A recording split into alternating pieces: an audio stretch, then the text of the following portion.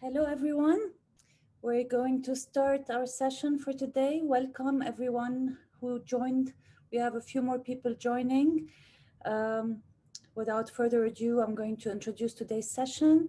My name is Mona Harb. I'm a professor of urban studies and politics at the American University of Beirut, and I will be chairing today's webinar.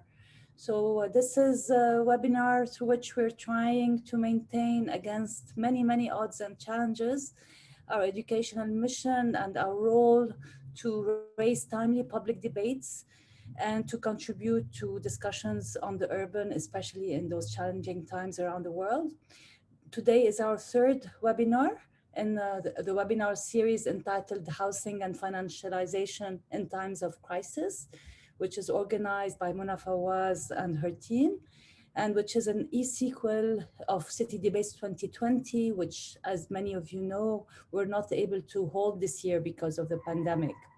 So we're presenting in this series public interventions by scholars and activists that research the impacts of the compounded effects of financialization and the overlapping crisis on the right to housing at the local, national, and global levels.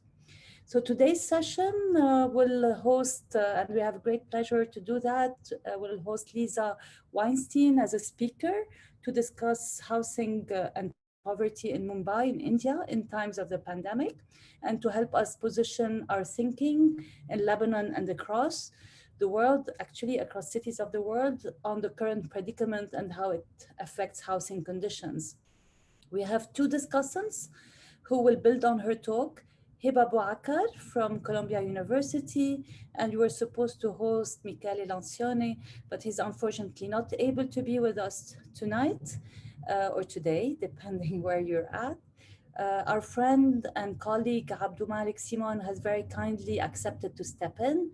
And before I introduce further our speakers and discussants, I just want to read the message that Michele sent to us, in which he says that he feels terribly sorry for not being able to attend, mainly due to a sudden family health-related emergency. And he also wants to thank Mona Fawaz and me for putting together this excellent series and for their inspiring work at the lab.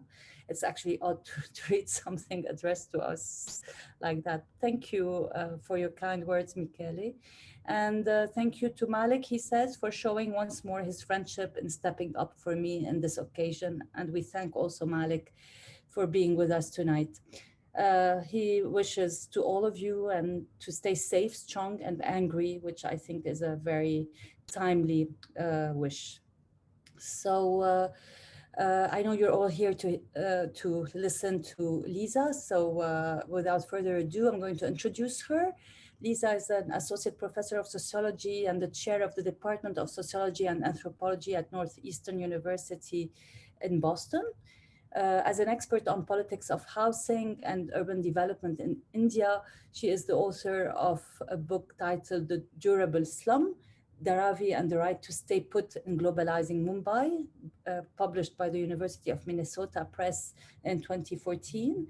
She's currently completing a comparative study of evictions and anti-eviction activism across urban India.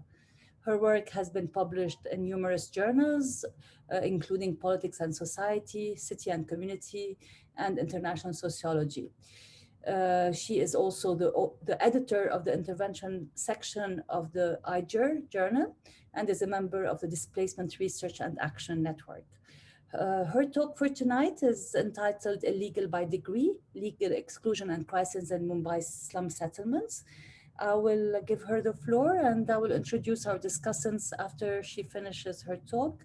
We look very much forward to your engagement with us.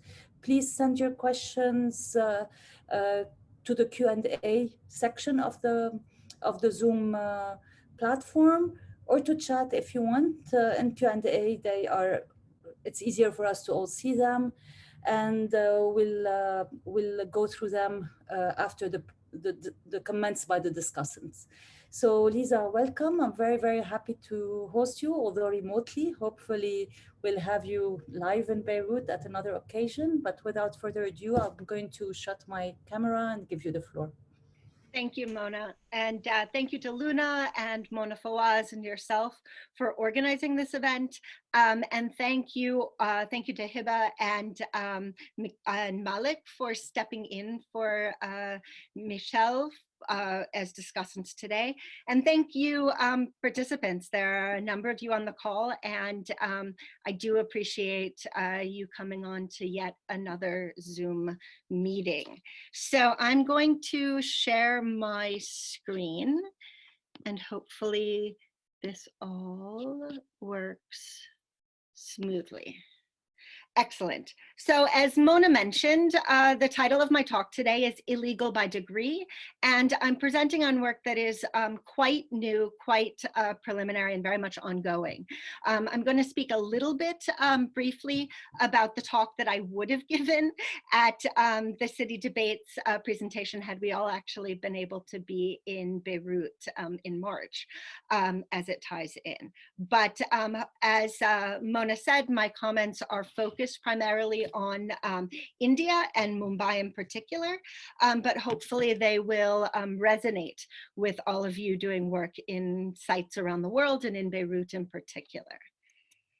So I want to start by talking about what's been referred to as the Dharavi model. So everybody likes a success story, particularly during this moment when successes and good news are somewhat few and far between.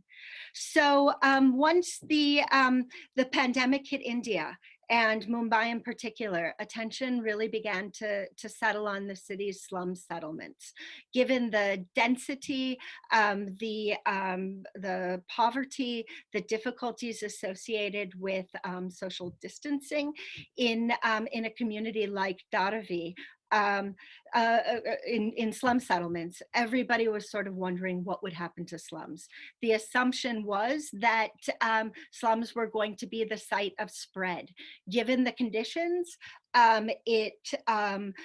attention turned to Dharavi in particular, and Dharavi has attracted a lot of attention given its density. In news reports around the world, density numbers is something like 400,000 persons per kilometer or 350,000 people per kilometer were really highlighted in this context. And as the attention turned to Dharavi, so did resources. Actually, due to the enterprising activities of one particular city municipal administrator, Dharavi actually became the site where a lot of resources were leveraged through the methods of tracing, testing, tracing, isolating, and treating. Dharavi has actually become a model in many parts in the world. The first case was recognized in Dharavi on April 1st, and since that time, cases spiked, and they have since subsided. And Mumbai is really heralding Dharavi as a success, and attention is turning to Dharavi around the world. So places like Dharavi garner much attention, and this is one of kind of the central claims I'm going to be making in my talk today. They garner much attention, but they're rarely representative. As I've written elsewhere, Dharavi's iconic and exceptional nature often means that it becomes a stand-in for slum settlements in general, for densely populated low-income communities around the world. But it's precisely because of Dharavi's iconic nature and because it is exceptional that it shouldn't stand in, is my key argument for today. That there is considerable differentiation, differences among slum settlements, and there ought to be differentiated understandings of the experiences of living in settlements. While this is true under most circumstances, as I'll be discussing today, this is particularly true during the pandemic and other moments of crisis. So I want to briefly outline the talk that I'll be giving over the next 25 or so minutes today. First, I want to very briefly discuss the talk I would have given if we had all been able to be in Beirut together. My talk would have been much more squarely on the topic of financialization. But as I'll discuss in a moment, financialization and particularly the means by which Mumbai's slum redevelopment policy. The slum rehabilitation scheme has been transformed into an instrument of financialization, forms the backdrop of slums in general. All slum settlements are sort of always on the verge of redevelopment as investors are looking for opportunities to utilize the city's slum redevelopment program as a cross-subsidization scheme to be able to access private land on the market. And I'll discuss this more in a moment.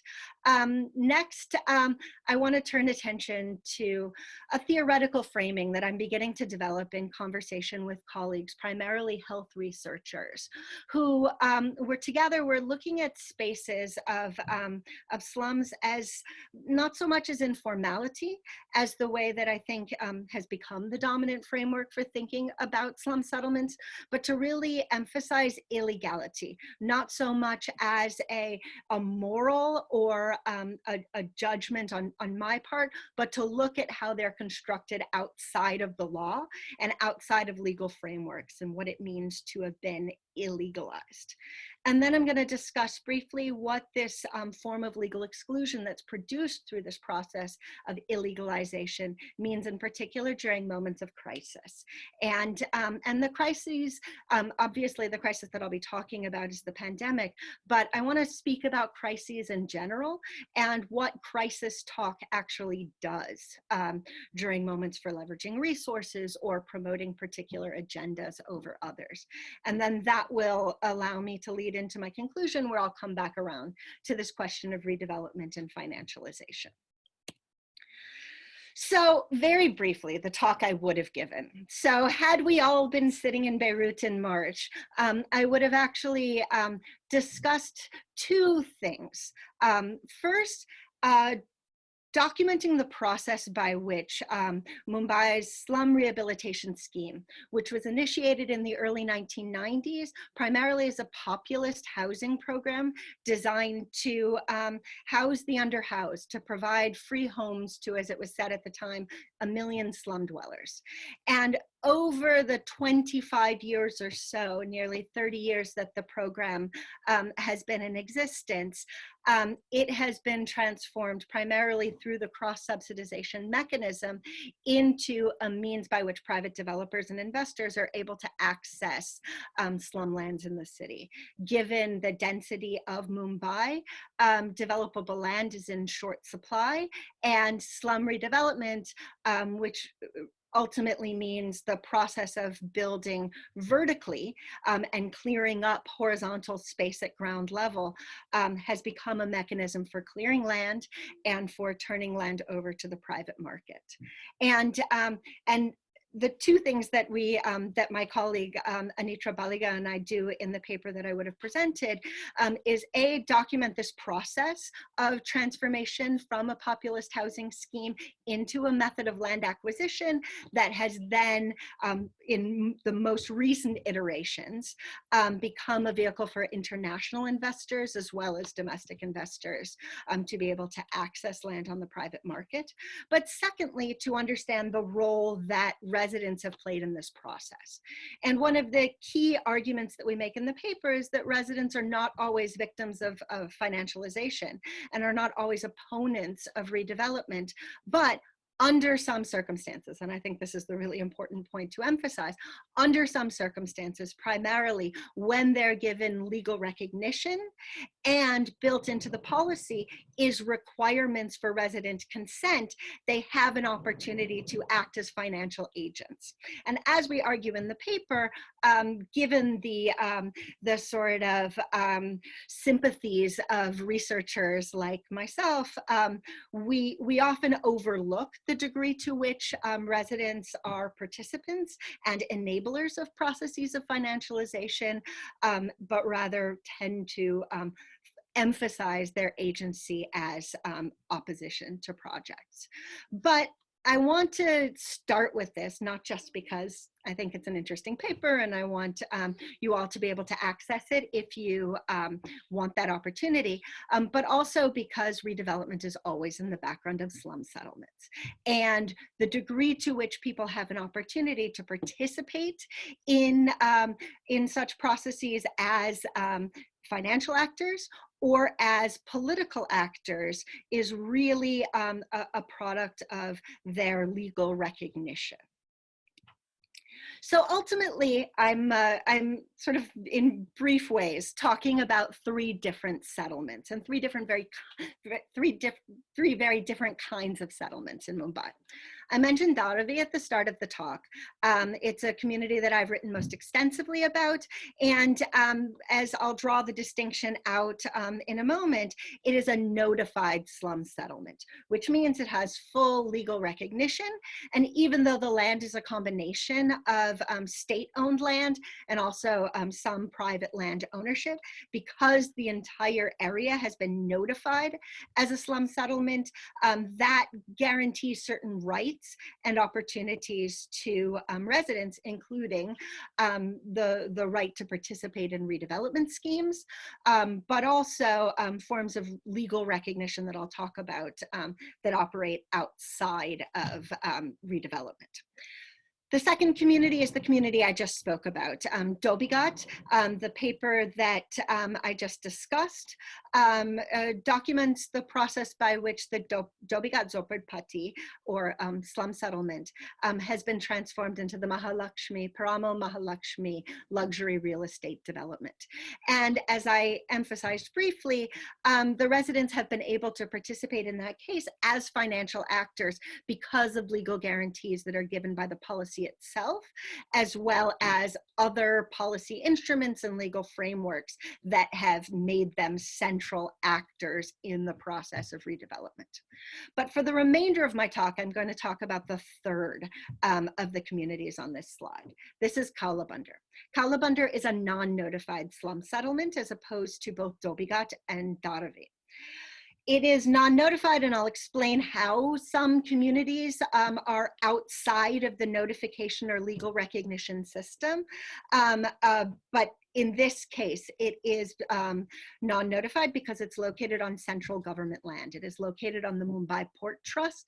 And actually, as you can see from the photograph, it is on a shipping port, on a dock itself, is where the roughly 12,000 person settlement is located. And because of the non-notification of this settlement, the residents experience what I've characterized in the context of this project and this paper as legal exclusion. So I want to talk for a couple of moments about what it means to think about slums as illegal. So as I talk about in this paper, and as I'm thinking about the framing for this project, there are really kind of three different ways that the very diverse and very complex residential and mixed use types of communities that fall under the moniker of slum have been conceptualized. So initially, when we began to talk about informal settlements, the emphasis was on these as self-help spaces, self-help communities. This is, you know, Turner's term and framing historically, but it's also been reappearing, I've been noticing in the literature, through the framework of auto-constructed. And the emphasis in this framing is really on the individual agency of the residents, sort of in the face of government neglect, in the, you know, amid their marginalization from political and economic systems, they have constructed something, they have made something, they've built the city. And this is an important framing, and it's allowed scholars and policymakers to really emphasize the agency of residents. More recently, and I think more commonly in critical urban studies, we've been thinking about slum settlements as sites of urban informality. And the emphasis in the informality literature is really on the processes of negotiation that residents are engaged in to make claims, to gain political and economic recognition, their participation in informal economic processes, their participation in informal political processes. But it's always partial, and it's always rooted in negotiation.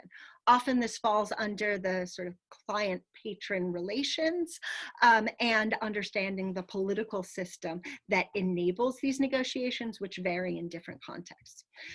But I want to recenter us on the relationship to formality, actually, and emphasize the legal formal structures that settlements like Kaulabundar, and to varying degrees, Dharavi and Dobighat, are outside of. And I really want to emphasize legal institutions and sites of illegalization. So I'll come back to this in a moment, but I want to say briefly where this kind of framing has come from and why I've opted for this in this current project. So I'm currently doing work in Kaulabundar with health researchers.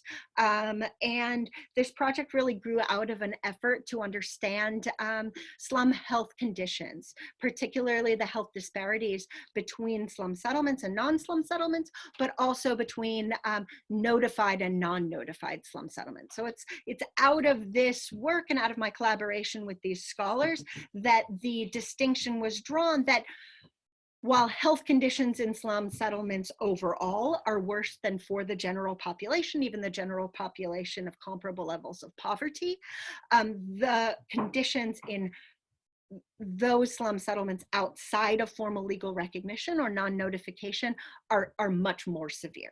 And actually, in the case of India, and this one of my collaborators on this project recently published a piece in Economic and Political Weekly of India that demonstrates that while the disparities between slums and non-slums have actually lessened in recent years, the disparities between non-notified slums in particular, and both notified slums and non-slum communities have increased. And it's really this finding that has focused us on this question of notification and the legal differentiation between certain slum settlements. So in general, we find that the literature on slum health research that emphasizes poverty and infrastructure in particular is largely inadequate for capturing some of the distinctions and some of the processes that we believe are at play in communities like Kaulabundar. And so we've actually been very inspired by immigrant health research, and particularly research on undocumented migrants, and that demonstrates that actually even among migrants, I mean, there's often something in health research called the immigrant health paradox that demonstrates at least first generation immigrants have better health outcomes than their non-immigrant counterparts, but undocumented immigrants have much worse health conditions. And thinking about the illegalization of the body and what it means to construct the body outside of the legal system has certain effects that that impact, that we see embodied through health outcomes. And so it was inspired by the research on illegalization of the body that we began to think about illegalization of both spaces and persons.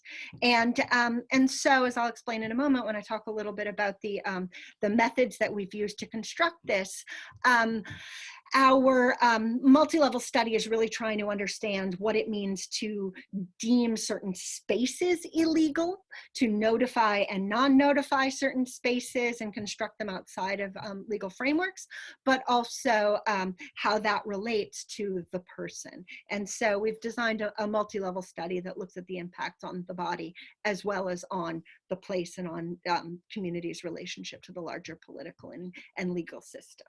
So while we talk about illegalization through its relationship to legal institutions and primarily as an administrative category that can be measured as between notified and non-notified, we also understand that it's a set of political practices. And there's been some wonderful research recently on forbearance and the ways in which political processes sort of deem certain otherwise illegal spaces and illegal persons as legal and sort of, legitimizes and legitimates them.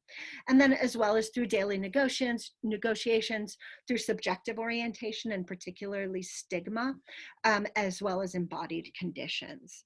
So I want to, I have about 10, 15 minutes left, and I want to briefly mention the research itself and talk about how this distinction, which matters under other conditions, under normal times, matter even more so also during moments of crisis. So as I mentioned, Kala Bandar is a roughly 12,000 person settlement. It's a non-notified community because it is on land that is owned and administered by the central government. There are other central government lands in the city beyond the Port Trust, including railways, defense lands, others, and they operate outside of the state government, and therefore are precluded from ever being recognized by the state government, and therefore being extended the rights of a recognized slum settlement. But newer communities as well, those that have settled after a sort of arbitrarily yet constantly moving cutoff date also fall into this category of non-notification. And then there's also the simple process of notifying a slum settlement, which is a bureaucratic process that just sometimes just doesn't get done. So there may actually be communities that should have been notified, meaning recorded on official government documents and recognized as a slum settlement, that just haven't been. But in the case of KB, it's non-notified, and it cannot be notified because of its location on central government land. So this project, as I mentioned, is a collaboration with health researchers as well as community-based researchers who are working through and based out of Pukar, organization started by anthropologist Arjuna Padarai in Mumbai. And we have really kind of looked at sort of the process of illegalization and the implications of illegality. And illegalization is something we're tracing through court documents, through policy documents, as well as community history and interviews, while as the implications of illegality is something that we're looking at primarily ethnographically, as well as through autoethnography of the researchers themselves. 3 of the 4 researchers who are kind of our lead researchers on this Kala Bandar project actually live in Kala Bandar, and they're actively involved in documenting their daily lives. And so they're both participants and authors of this study, but also engaged in research on themselves and their families as well. So amid the pandemic, the lockdown and the urban exodus that garnered a lot of attention across the world, we switched gears a little bit. We began the data collection for the project in January, and by late March, it was clear that we were not able to continue doing the kind of interviews and ethnographic observations that we had been doing, and we switched primarily to autoethnography. And the entire research team has been meeting by phone and by Zoom weekly or every other week, and we've been discussing the impacts of the lockdown. In some cases, the researchers are not able to take field notes. They're under quite constrained conditions, and in many cases, they're just doing voice memos on their phone as they're talking about their lives and their daily experiences, and this has become the data that we're primarily analyzing. So the main emphasis I'd like to draw today is the contrast to the Dharavi model. I started by talking about how Dharavi is often a stand-in for slums in general, but it really is the exception rather than the rule. In communities like Kala Bandar, not only non-notified slum settlements, but even other notified settlements that don't garner the attention and the resources that Dharavi has been able to garner. There have been no efforts to test, track, isolate, and treat. There have been some COVID isolation centers. The other community that's garnered a lot of intervention and support is Worli Koliwada, which is another slum settlement in central Mumbai that has also been the center of a lot of municipal and state level engagement and activity. But outside of these 2 spaces, there has been very, very limited testing and treating efforts in these communities. But the conditions that we're seeing during the lockdown are quite consistent with the conditions we were seeing in the few months that we were collecting data before the pandemic crisis. These, I want to say briefly before I get to some of the key ways that the crisis conditions have exacerbated the legal exclusion and the forms of inequality that we observe in Kalabandar. I think it's important to mention briefly what crises do.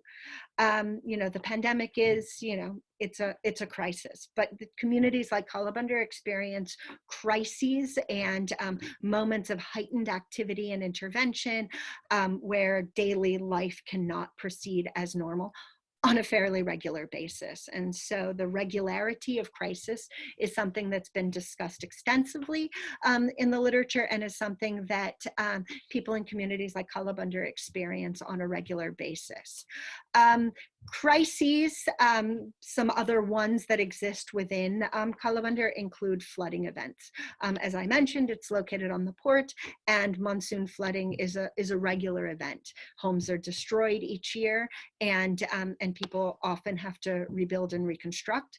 But also fires are quite prevalent. Because it is a non-notified slum settlement, electricity connections are all pirated. So while there's been extension of municipal electricity and water and sanitation infrastructure to notified slum settlements, non-notified settlements are precluded from those infrastructures being extended to them. It is legally impossible for the municipality to extend basic services. So what that means in terms of fires is that people illegally access electricity lines. And so we'll tap into lines, and there will be one connection that just, I think we've all seen images of this around the world, but with multiple connections and wires coming here and there, and fires are quite common. And so we understand the conditions in this community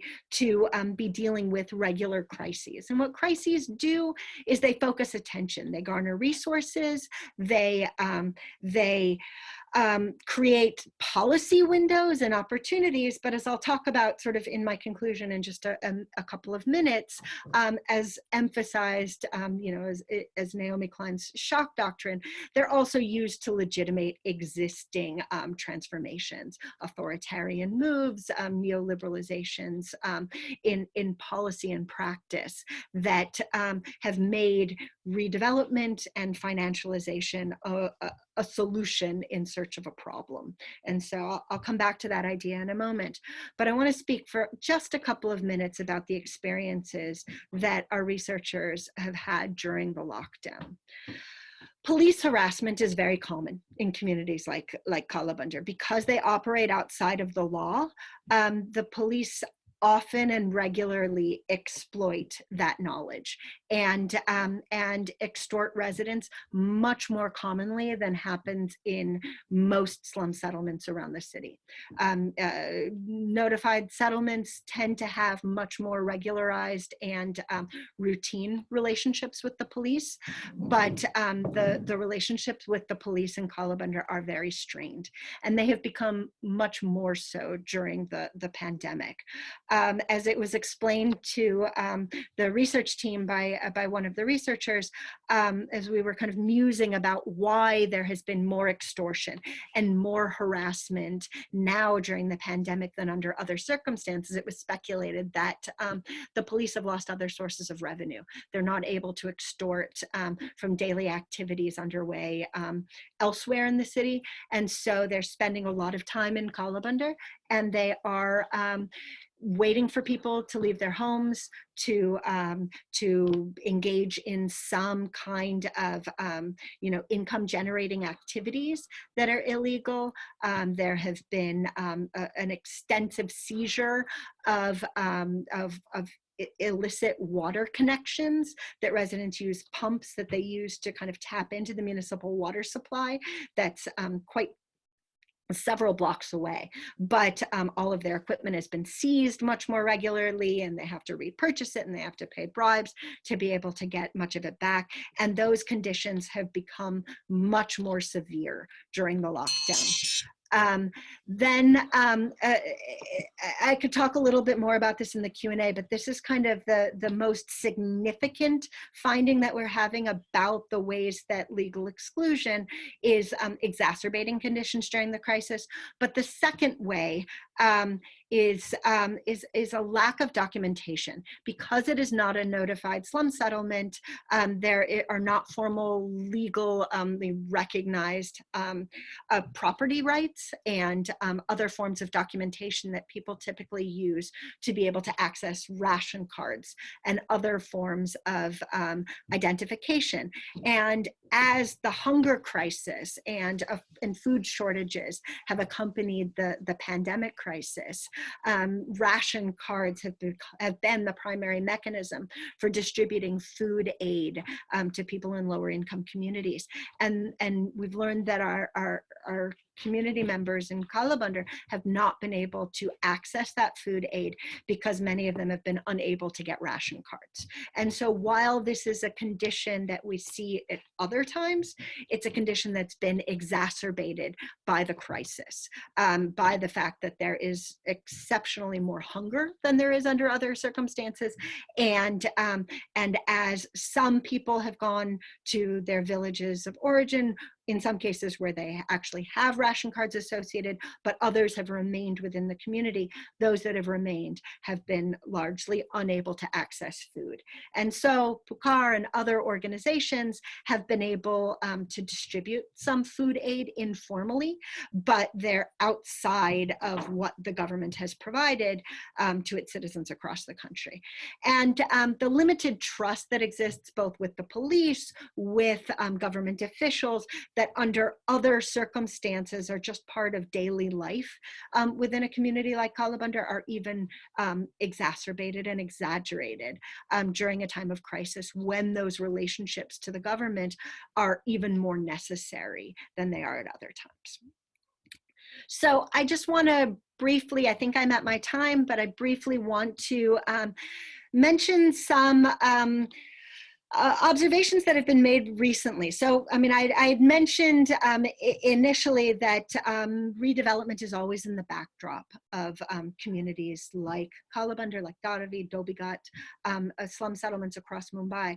They've come to be constructed as sort of pre-development under some circumstances.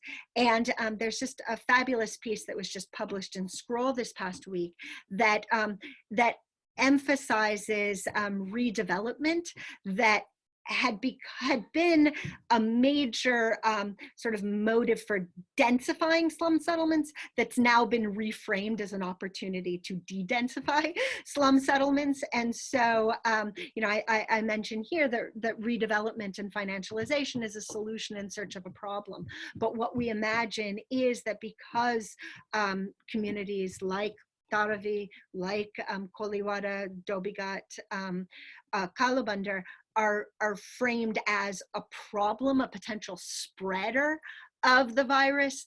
The redevelopment and the eradication of these slums and their replacement with mid or high-rise housing and their, you know, handing over to private land markets is something that that is framed as a solution to the problem.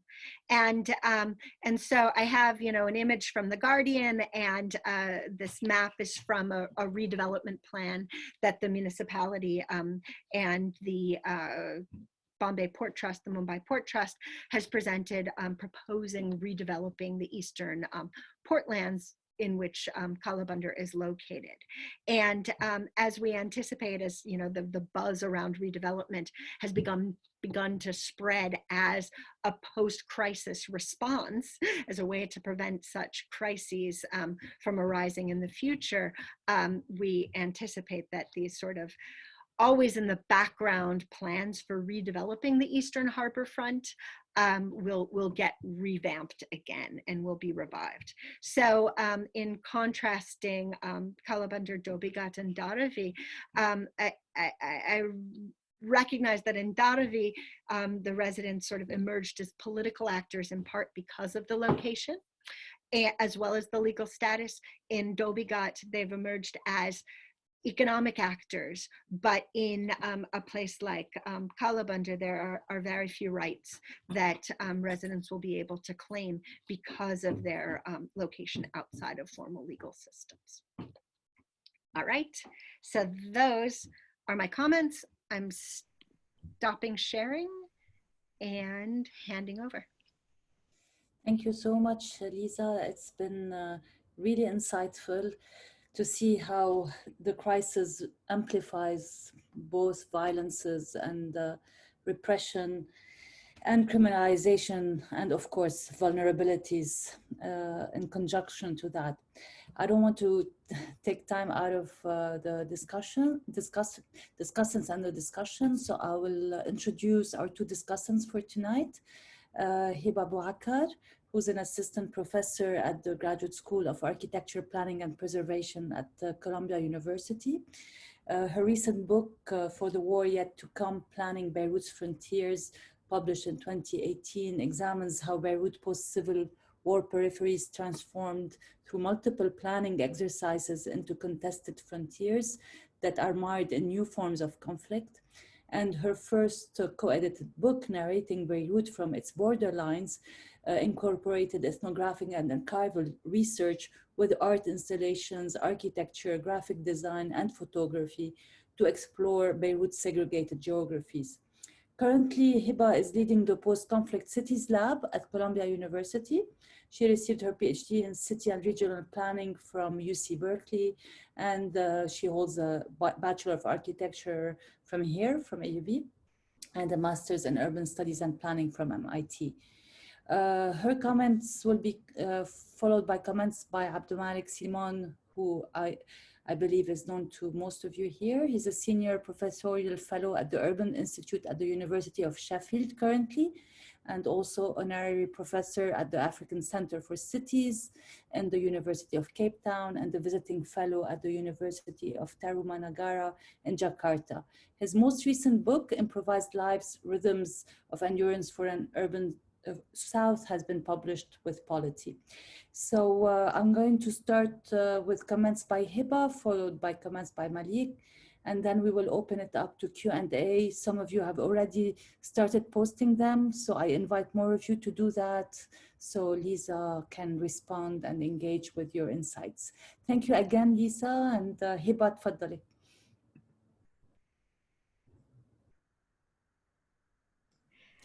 Hello, everyone. Thank you first for Beirut Urban Lab for hosting these amazing panels. We've been learning a lot, and thank you for asking me to be part of this.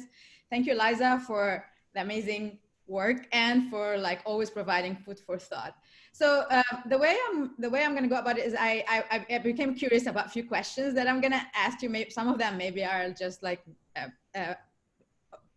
from a person who hasn't been in these sites. And then I'm going to also connect it a little bit to things in Lebanon. And I hope people who are in Lebanon right now will ask questions trying to think about these two sides, so we can think south-south, provincializing the north aspect of thinking about urban theory. So my first point is, or my first question is related to this illegal or illegalization concept that you are putting forward by thinking about notifications. And I started thinking about conceptually. So this is a fascinating thing. So it seems that there are parts of the illegal that are legalized. So there is a part of illegality inside the legal. And then there are the last settlements that you talk about it where they are illegal outside the legal. And I was wondering, what does that mean to our thinking about legality and illegality? And does that actually break down the system of legality and illegality? So I understand it's an administrative category, but it's interesting to me, coming from Lebanon, where we don't have something like that, is that what does it mean to legalize an illegal space or recognize it as illegal? How can we conceptually then rethink these categories? And also recognizing basically, is it whether being outside the law, like being outside the law versus being absent from the law. So like the Harvey as being outside the law, but recognized by the law as outside it versus, I'm trying to memorize the, Kalubandar being outside the law, like invisible completely. And what does that mean? Does that add to the way we think about grayness of illegality and legality, or does this give us a completely new conceptual framework to think about that? That's my first question. My second comment is, so it seems to me that in COVID, being the Harvey, being recognized by the law allowed people to access resources. They contained it. I was reading about it. Also like, but at the same time, people weren't able to access any more work. So they were like complaining in the news, at least pieces that I read, about being under police, so much policing themselves to prevent COVID that they can't make any money anymore. And so I started wondering about that. So in the short term, that was successful to stop the COVID because that is our immediate, like stop COVID, whatever is gonna happen, like Lebanon, for example, on top of everything else, COVID came and now like there's no money anymore. But COVID takes precedence. But I wonder on the longer term, how does this like outside the law, absent from the law, you think will play out in these two different spaces, as in being monitored and not monitored, et cetera, in terms not only of COVID, but also economic recovery after COVID. Also, you brought, I was interested, I mean, I guess I have to read the paper you sent about the settlement in the middle, but how do people become, how do residents become speculators themselves? And how does this relate to the kind of property they have? And for example, when we see that you are recognized by the law, is the property recognized and how?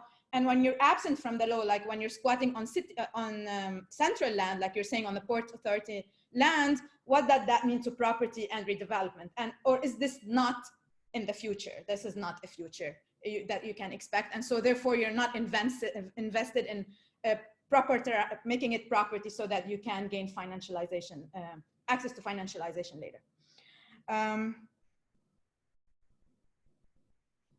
And just to clarify, just like curiosity questions, are the people who squat on central land that cannot be notified usually are poorer or from further areas that are like migrant areas? Is there a difference in their ability to access or create an economy? Or is that they don't know the legality and it's just a squatter settlements? I was just wondering if there is a difference in the kind of people that squat in this place. I know the Harvey is huge, but and there's like how much? $1 million economy or something? I can't hear you, but anyways, you'll let me know. So it's a huge economy, and versus probably the other one are smaller. So these are my food questions about this. I want to bring it a little bit back to like what we know about Lebanon. So as I said, I'm not aware. I mean, Muna and Muna here probably also know more. I'm not aware of a category in which you can legalize. You think about slums in Lebanon as legal. I mean, when I worked on them as an undergraduate with these amazing people and mentor, it was invisible the map. Like as students, we had to draw the map in order to study informal settlements. And so I'm not aware of a legal category in the thing. But what made me think about is my own work in Sahra Shwefet, which is the periphery outside Lebanon, outside Beirut.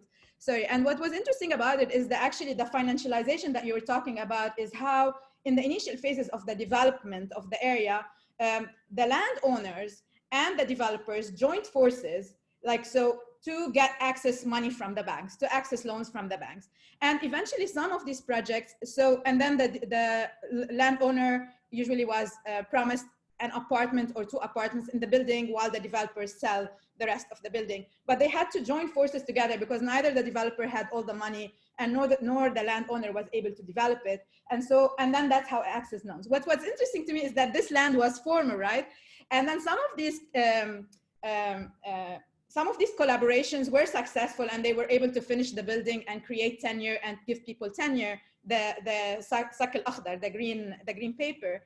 But many actually became informal buildings. Like many people were not, many of these developer landowner relationships did not work, failed, and then the buildings became without tenure security. And so there's a shift in how like when going from development as a promise for a formal money future that is more prosperous to becoming an actually more of an informal settlement. also we cannot talk about Lebanon without bringing the question of the Syrian refugees. So you talked a little bit about the illegalization of bodies, and we know that many of the Syrian refugees who became urban refugees, and again, there are people in this room who are more knowledgeable than me about this, but in general, most of the people, the refugees that came to Lebanon, and at least now 1 in 4, I don't know if the statistics had been updated, but the most recent statistic I know about is that every 1 in 4 people in Lebanon is a refugee, particularly Syrian refugee. And so I was thinking about the illegalization of bodies that happens to the Syrian refugees, the way the municipalities are treating them even worse with COVID right now. So they were already like stopping them from being able to move after 7 p.m., etc. And now even worse.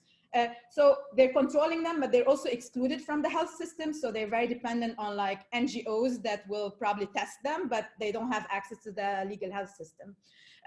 Anyways, I was thinking about the illegalization of the body, and then what does that mean to the illegalization of space in times of crisis? I don't have a main thing I want to say here, but I just wanted to bring that to the attention when we think about refugees. I saw a question that asked about migrants.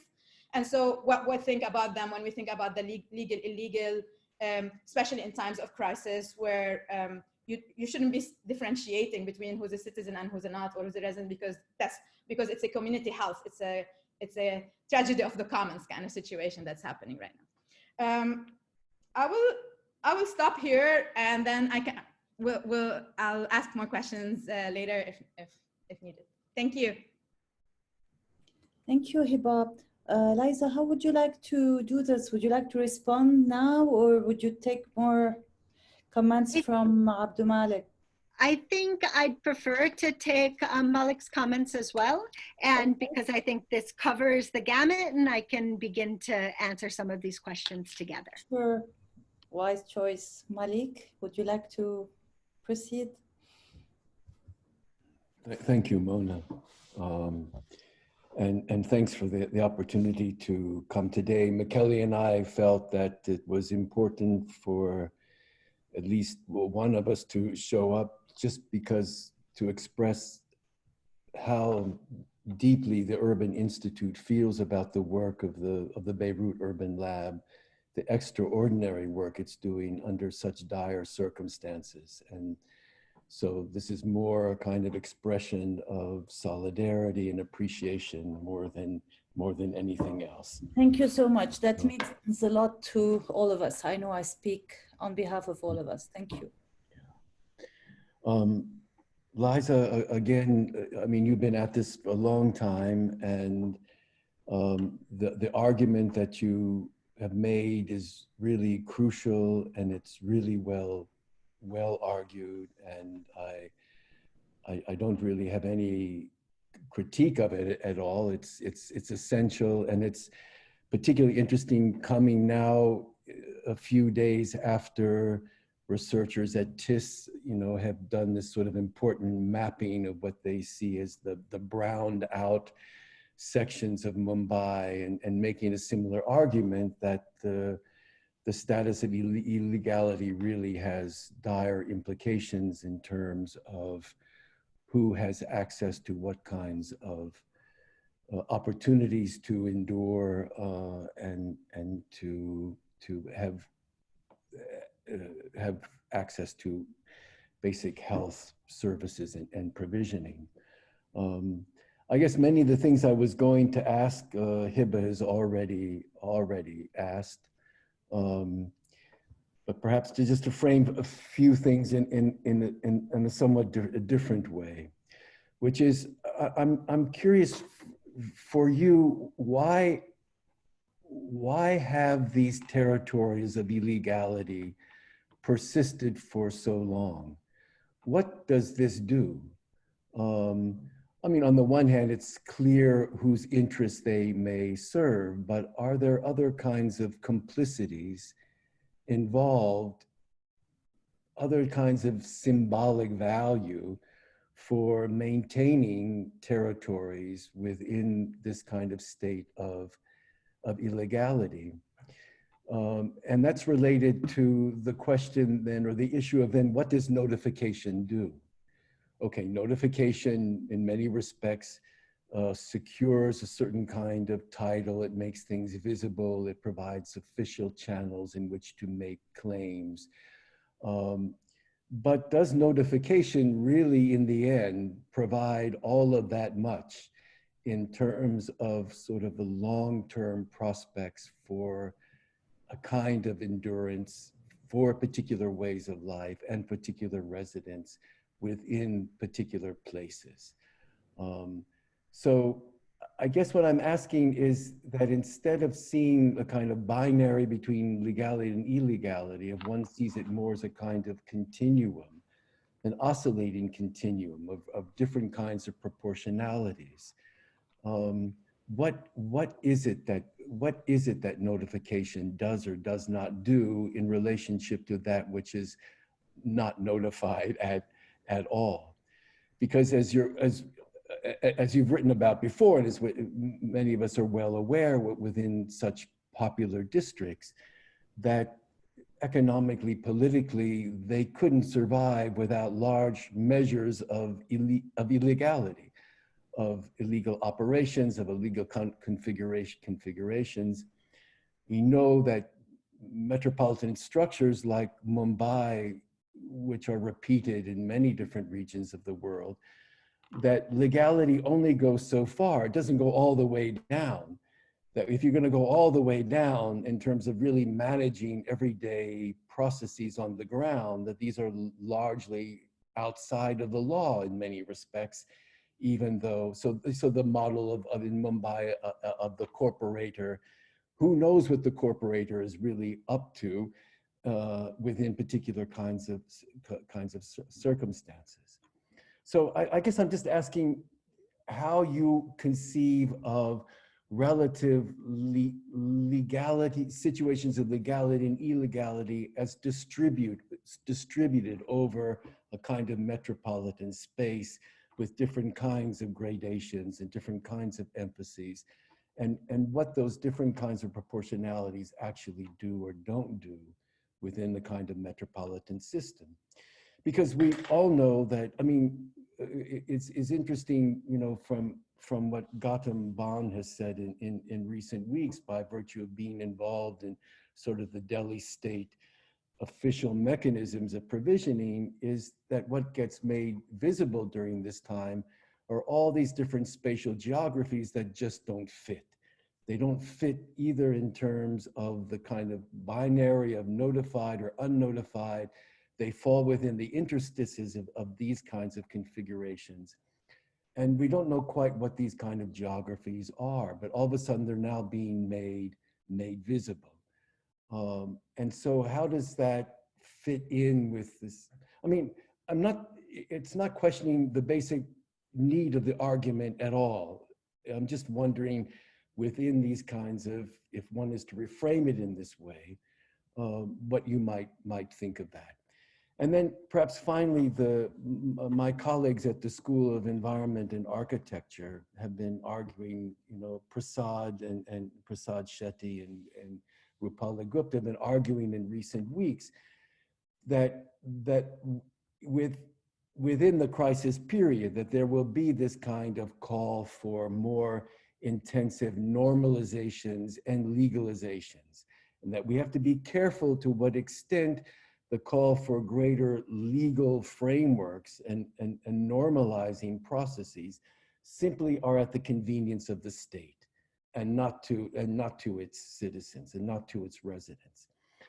And because in some ways what they're trying to argue for is that in some ways the basic unit of social reproduction in many districts of Mumbai, the basic unit of home, is not the house, it's the neighborhood, it's the district, it's a kind of larger territory.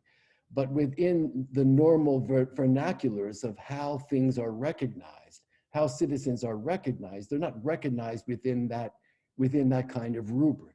They're recognized as belonging to particular kinds of households with particular kinds of configurations. That's the kind of legal mode of recognition, but it's not the real mode of recognition, and it's not the real mode through which people, and sometimes often attempt to protect themselves and to sustain themselves. And so if what's being made also visible during this crisis is that the real units of social composition don't always fall within that which is then legally recognized. How can we, I mean, I guess what I'm asking is how can you fold certain kinds of illegalities into the legal, and how can you fold many aspects of the legal into the illegal so that there's a kind of productive tension and exchange somehow that gets configured within the particular ways in which real economy and real inhabitation takes place. But these are just sort of supplementary things to what I want to emphasize is a really important argument that you're making. Wow, I'd like to obviously thank both of you. The comments are excellent, and I look forward to a discussion. At times like these, you just realize how necessary the kinds of intellectual exchange that have largely been missing from our professional lives are important for generating ideas. We can't generate ideas without conversations like these, and so I really thank you both Hiba and Malik for your comments and questions and proddings. So just to sort of organize my thinking, I first want to speak about this question of illegalization and give a little bit more context, both Hiba's first question and most of Malik's questions kind of focus on this question of just prodding a little bit more about what it means to be outside of the law, the degree to which this is a continuum rather than a binary, which just to emphasize, I think it absolutely is a continuum. And so I've titled this, this talk, Illegality by Degree, recognizing that there are degrees of illegality and that there is something productive from thinking about what I think Kalabunder is or represents is the sort of most extreme of outside of the law, and how we can think from there about reintroducing legality and the relationship particularly to the police as well as other arms of the state into a conversation. So I want to comment on that. And I think that Hiba asked a really important question around what the efforts to stop COVID have meant in other spaces or in more recognized spaces, thinking a little bit more about the Dharavi model and the role that monitoring plays, the recognition, the observation, the visibility, and the efforts to make communities, various kinds of communities, visible in a way that invisibility has certain violences associated with it, and visibility does as well. And to recognize that and to speak to that point. So I'd like to come back to that. And then the last two questions that Hiba asked focus more on the redevelopment piece, on the role of financialization and what the relationship between legal recognition, property, recognition of property ownership or possession, and the kinds of participation or agency, the ways that one comes to participate in these processes, to either oppose them in some cases, to facilitate them, to profit off of them in others, and sort of what all of that means. So speaking first to the question of legalization, I began to answer with just some partial thoughts I have in response to this. I think the police are essential. I think that in thinking about informality, in emphasizing negotiation, in emphasizing political claims making, but leaving the law itself out of the conversation, I feel that certain kinds of abuses by the state are overlooked. And it's really in that vein that I think bringing legalization and degrees of legality into the conversation is important. And I think it's recognizing that legalization is not visibility, that there are ways to be visible while being illegal. There are ways to be invisible while being legal, and that these two, that they don't match each other fully. But what it means, I think, to be outside of the law, and what it means for thinking about gray spaces, for example, is, I think that degrees are essential here, and understanding that notification is not legalization, but it just operates somewhere else on this continuum of illegalization, that it all operates within gray spaces.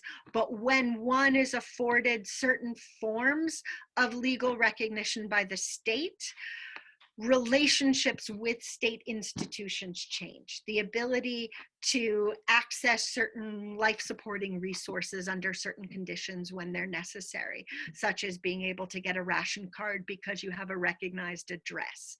The importance of having some sort of claims you can make against the police when they engage in the violent acts of seizing property or extorting bribes or extorting resources. The legal recourse that is available to you is absent when there is no notification.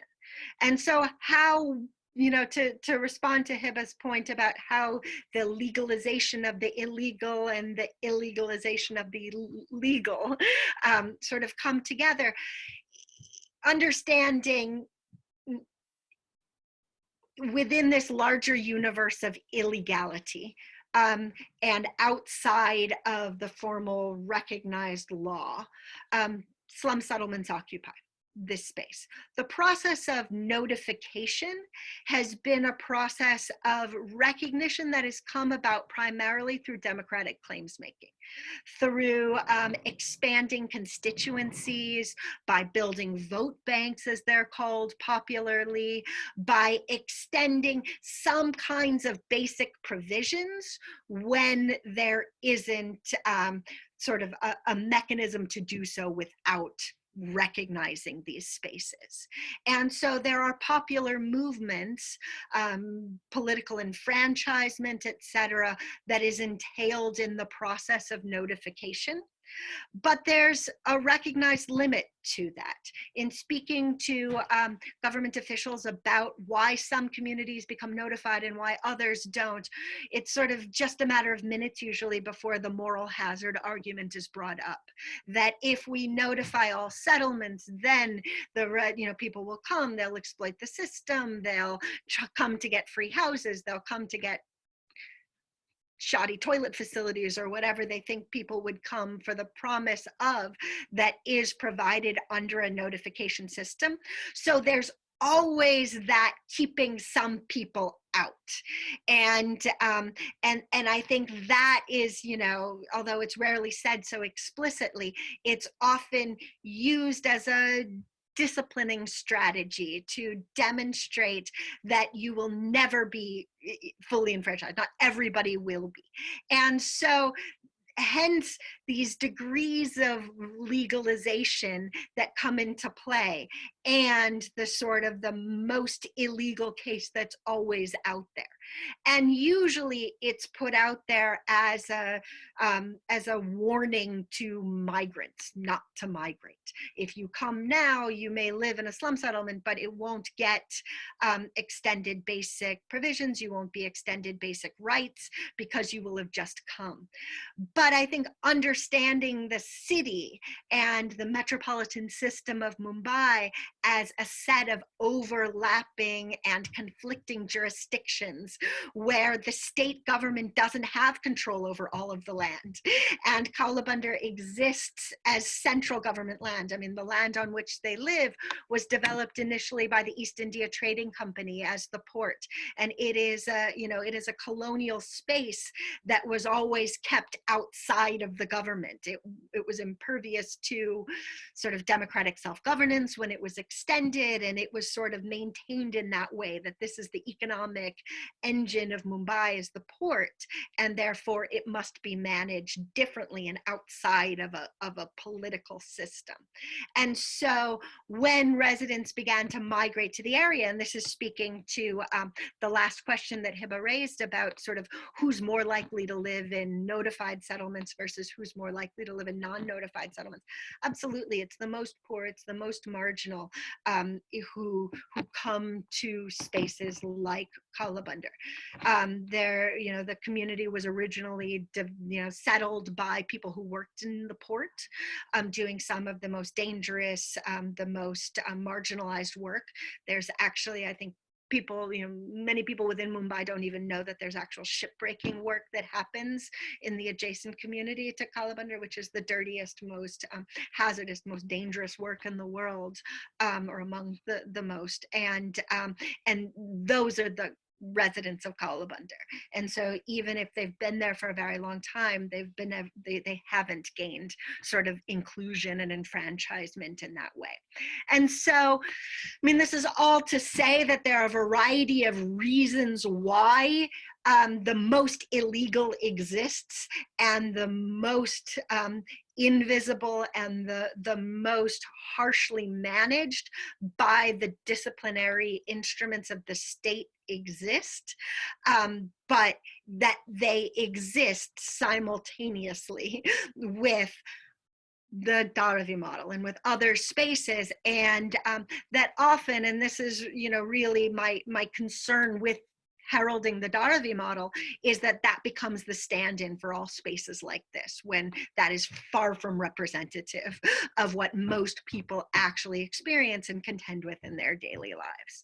And your second question, Hiba, about the efforts to stop COVID, although this Dharavi model has been heralded by the WHO and by other agencies as a way to think about how do we stop spread in densely populated communities, the cost it's come at is the economic life of migrants and economic life of the urban, of urban residents, of the diverse communities that actually live within notified and non-notified slum settlements, and the monitoring, the surveillance that has happened, that I think is in the most extreme form in the most illegal spaces, also exists in places like Dharavi as well. And visibility is not empowerment. And I don't mean to say that kind of recognition will produce more enfranchisement necessarily.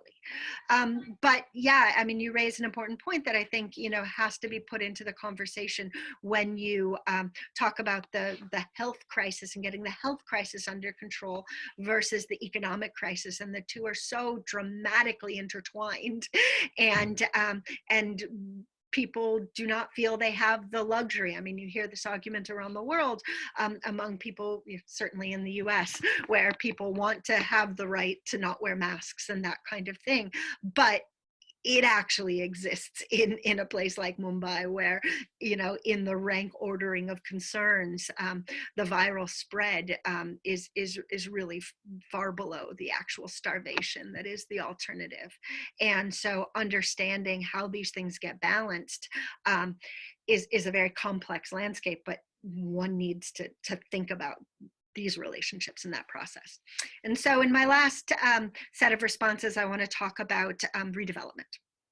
And so going back to the other paper, and I'm happy to share with whomever wants to, but this is another way that legal recognition or notification matters.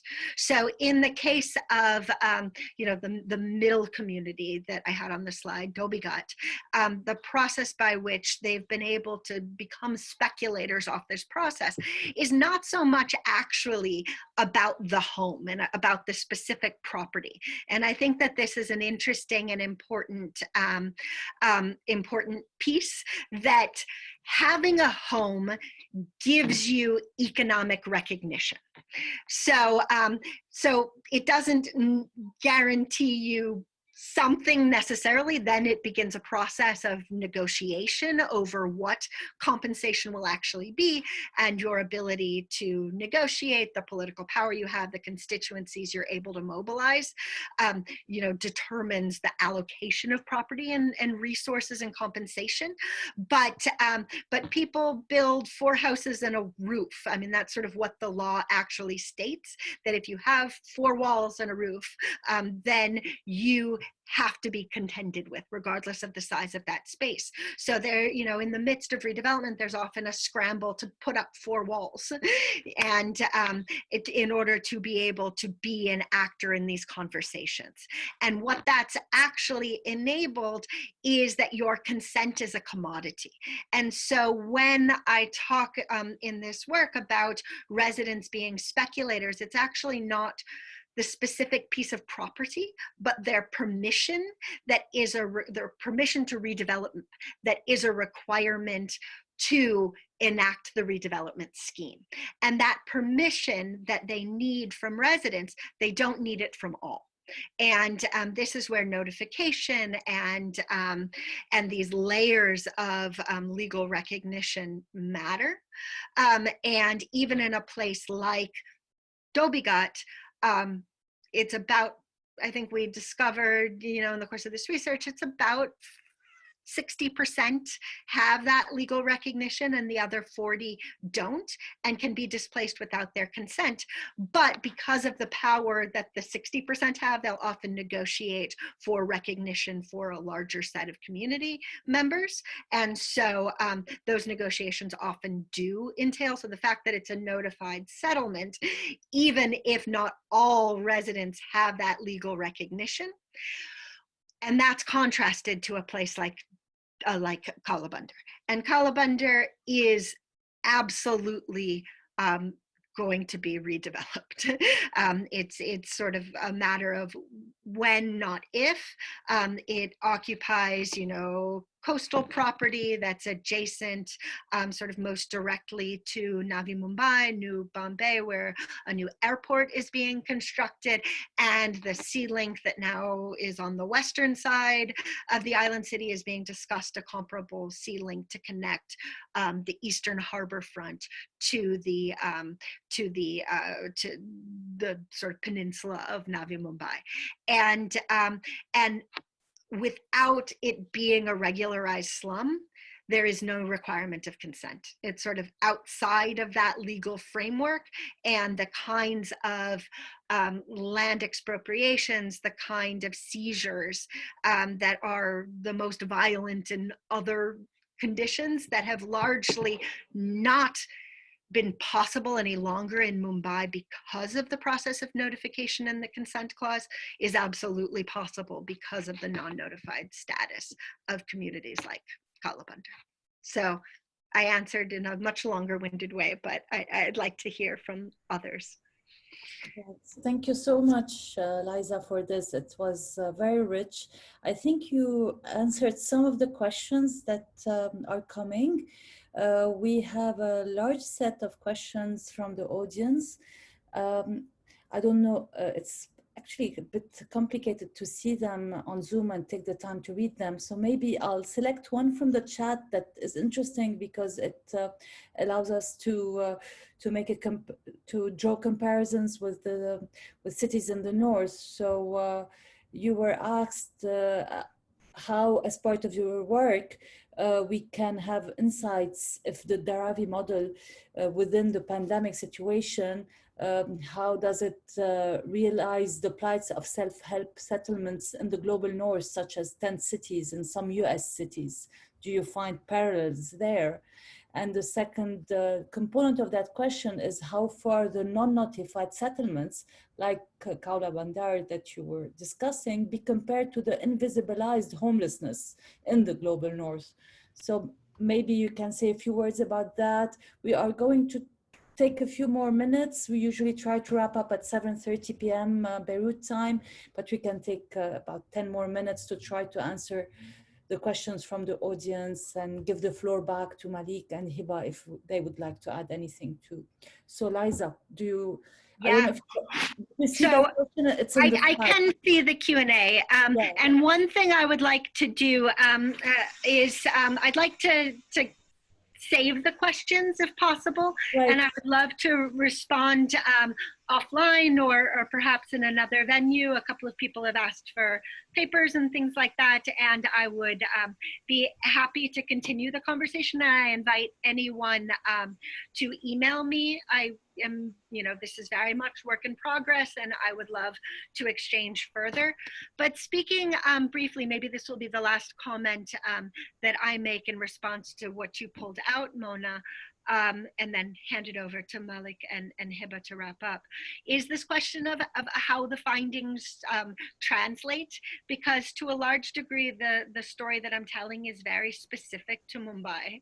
Mumbai, and I think that, Malik mentioned Gautam's work in Delhi and work through the Delhi, administration and the formal government apparatus that has actually recognized Delhi, just thinking of between Delhi and Mumbai, Delhi has actually recognized much more gradations there, as Gautam has written and others have written extensively. There is a very refined set of legal categories in the Delhi case that are quite different than the Mumbai case. And in Mumbai, they're sort of notified and non-notified, and that's about it. But in Delhi, there are about, 12 different categories of different colonies that have a different relationship to the state and a different kind of legal designation. And that point has been emphasized in the Delhi context, but this work is part of an effort to recognize that it hasn't adequately been acknowledged in Mumbai. And in terms of what can translate to context in the global north or potentially to Beirut, I think bringing questions of the state differentiated into conversations on land designation and different ways that various apparatuses of the state, including the police, including the sort of welfare distribution mechanisms through ration cards, the redevelopment agencies and the public-private sort of partnerships that produce these market-based redevelopment schemes, all operate in different ways in these variegated landscapes of legality, and understanding the specificities in particular places is what I think translates more than the specificities of Mumbai. And of course, there, the process of regularization is unique, and notification is unique to Mumbai, but the ways in which popular movements and claims for recognition produce these degrees of legality that create a whole set of relationships with different agencies of the state is an insight that I think can apply to the treatment of homeless populations in the north, to different kinds of popular neighborhoods in many parts of the world, that these relationships are sort of not as clear as one might otherwise see without digging deeper into these categories. So I want to, save a little bit of time. Thanks so much. We were going to do what you suggested, Liza. So Luna will be compiling the questions and emailing them to you. So, fabulous. The conversation can follow up over email with people who engaged with Liza's talk and with the comments of the discussants. I'll give back the floor to Malik and Hiba to say a few words, and maybe Liza would like to add at the end a couple of more words if you have, and we'll part off with that. So Hiba, would you like to say anything? I mean, that was fascinating. Thank you, Liza. Thank you for everyone, for Malik, and I think like Liza said, it was it's fabulous that we have these kind of spaces, even with everything breaking up down, that we can actually exchange. I think it got me to think about a lot of things. It got me to think about how, for example, Uzai, where I've worked in Lebanon with Muna Fawaz earlier, like several years ago, is actually like, although it's invisible on the map, it's actually a very major political clout that is very visible to religious political organizations. And the way they operated is that, although it's illegal or it's not recognized and informal. I'm now lost with all these categories, but yeah, by the state, these actors that are the state, like Hezbollah, Harakat Amal, etc., actually recognize it as a political clout for them, and this is where they can activate their political power. So, for example, there's this major highway that had to go at some point in Uzai, but then they organized, and then the highway had to be moved. Long story. I think Mona Fawaz have written about it with some other people. Anyway, so the visibility, invisibility, legalization is also made me think more about how in Lebanon the fact that these actors are the state and operate out the state actually ends up really shaping how they think visibility, invisibility, legality, and illegality to make it useful for their political agendas. Other than that, this is fascinating. Thank you so much. I'm so excited that I was part of this. Malik? Yeah, thank you, Liza, and particularly for your really powerful response. It was really great. It raises the challenge and the question that, as you just said, within a variegated legal landscape, and where legality is something that is distributed with greater partiality and heterogeneity, it does raise the question of what kinds of instruments are capable of making residents of a metropolitan region feel like they're part of the same bus. And what are the kinds of then instruments that guarantee some kind of semblance of greater equality, if the law itself seems less capable of doing this? So yeah, thanks again, Liza, and thanks again, Beirut Urban Lab. Liza, would you like to say a few words in closing before I wrap up? Yeah, I mean, the only words that I would like to just say are thank you. I mean, I've glanced at the questions in the comment box, and they're all equally rich. And I really look forward to engaging with them in the coming days. And I hope I have email addresses and I have the opportunity to actually exchange ideas.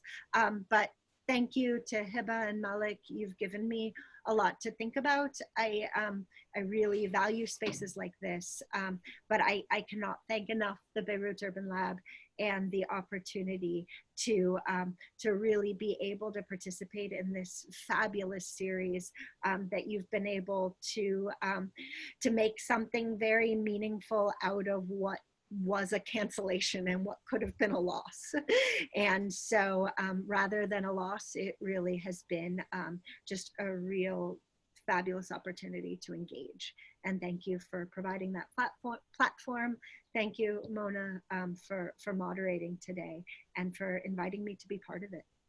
Oh, it's really my pleasure. Thank you for engaging with us. It's really very precious and valuable spaces, I think, for all of us in these dire times. So thanks for all the people behind the scenes.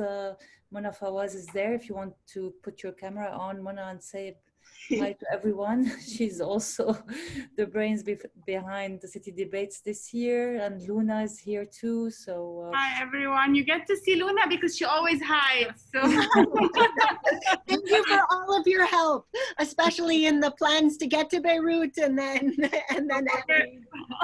right. They're in the other room that's but sitting next to each other, so that's why they all have masks. So really, thank you so much, because you allow us through these spaces to reconnect intellectually to the issues that matter to us.